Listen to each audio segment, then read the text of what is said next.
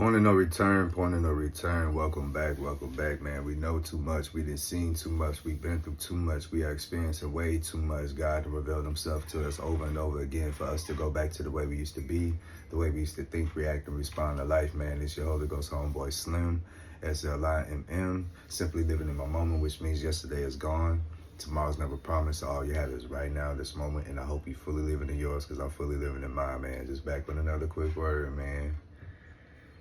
Where the love at? You see, you can't expect people to understand how to show you love when they never been showed love. When they don't know how to love themselves, how you expect them to love someone else? No matter how good you are to somebody, no matter how you try to show them or try to explain that you are who you say you are, you real, you genuine, you feel me? I got your back. All these things, they so used to being betrayed and also betraying others and also doing that eye for an eye, I'm gonna get you back, I'm gonna wrong you because you wrong me, that type of mentality. Everybody wasn't raised in the household that you were raised in. Everybody wasn't part of a village, part of a tribe. Everybody didn't have their grandparents. Everybody didn't have, cousins, you know what I'm saying, to where we was the whole neighborhood, we was the whole block. We'd get on our bikes and we'd just ride, we'd just be with one another, bro. So whatever we needed to do, if we was playing basketball, baseball, we was always on the same team. It was always family, you know what I'm saying? So not everybody has had that. And then we were all young trying to figure it out. Life wrecked us and ruined us and stole our innocence at a young age. So we had to be a crutch for one another at the same time, where we all trying to heal and trying to figure it out individually. But, we go through our feuds, we go through our bickerings, we go through our problems, we go through our difference of perspectives in the way that we saw how things happen and our points of view, and we share those differences and we see the similarity is like, hey, we were all affected by life. And if we were affected by things that affected us together at one point, at one time, we all feel it in some shape or form, bro. And when we stop competing on who hurt the most or who experienced the most loss or who took it the hardest or who took it the worst or who it affected most, and just be like, man, it just changed our lives forever. Okay, but what good do we still have? What value do I still have in this world? Where do I fit in, in society? Like when you being raised with a mother who had that perspective, like, no, you gonna be versatile. Like, I know that we stay in the hood right now, but I want you to know that there is a world, there is a life beyond this. Like, we had music, we had culture, we had spirituality, we went to church, I was in choir, you feel me? I did everything that a kid could do. I played every sport, you feel me? Plus I was bad, I was fighting, I was talking to the girl, everything, bro. Everything. Being a kid, and my mother allowed us to explore the world, is how she said, but she did it giving us the knowledge and the information and the guidance and the leadership and the realizations that it's consequences to your behavior. So when you act negative, you're going to get negative results, but when you act positive, you might not see it right away, but it's going to yield a positive result. So she raised us to be mannerable and to be polite and to be respectful. She made sure that we was well kept, well groomed, fresh fits at all times, clean clothes at all times, barbershop at all times. Like, we was always photo ready at any moment, you know what I'm saying? But we was hard workers. We had the best toys. We had the best meals, you know what I'm saying? And when you go into our cabinet, me and my siblings, we each had our own sections of snacks. So it was very individualized on how we were treated, bro. We were spoiled and taken care of, but at the same time, we was reprimanded. And my mama was a real, she was one of them real mamas that's in your life, not in your business, in your life, because you ain't got no business when you living under her roof, when you're not paying no bills, when you're not buying no tissue, when you're not buying no soap, when you're not paying no phone. You know what I'm saying? You know what I'm saying? And as long as you brought the information to mama at a decent time order, and you let her know what was going on so she could track it, put it on her calendar, plan it as she got paid. Mama was there, and I don't know how she did it. It was 4 of us, and she never missed the practice, never missed the game.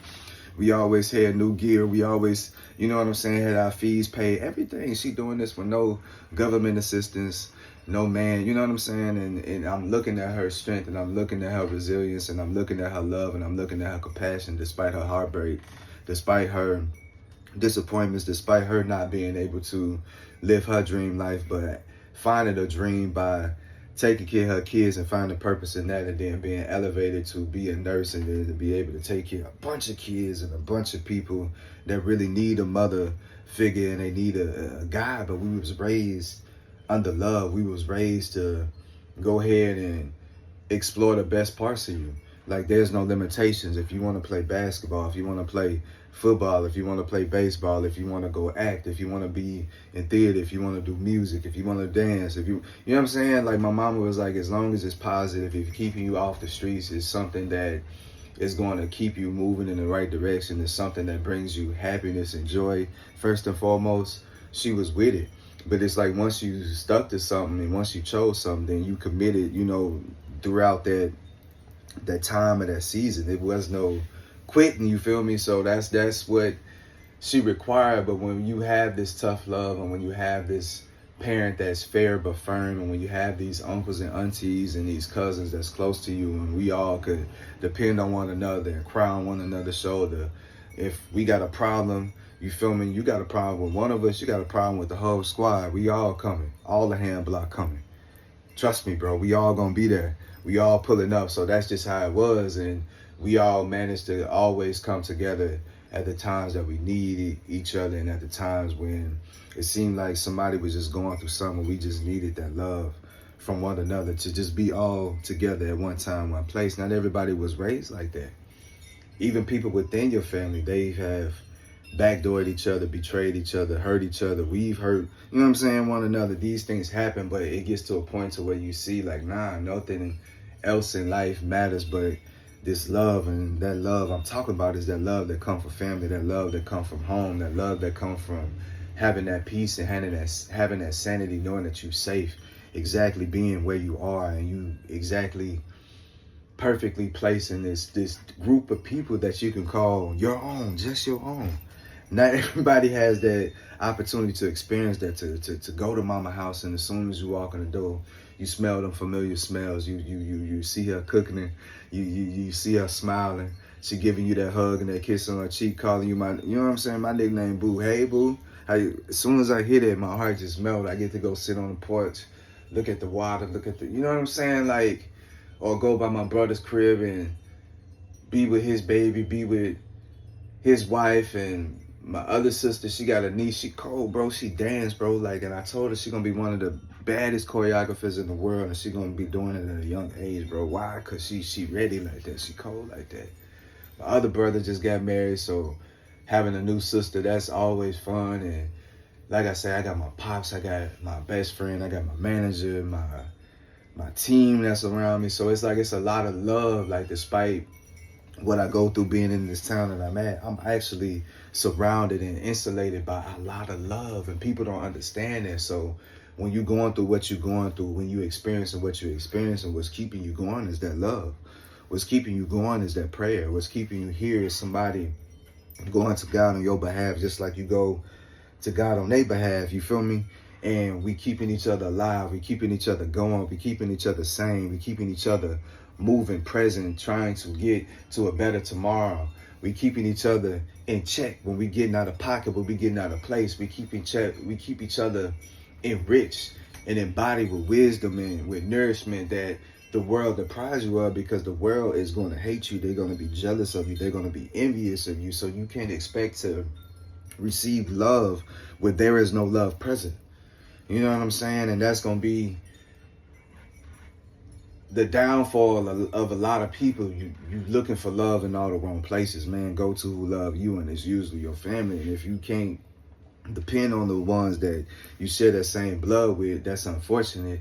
I'm sorry. I pray and I hope that things do get to a point to where y'all can have one another, because at the end of the day, that's all that matters.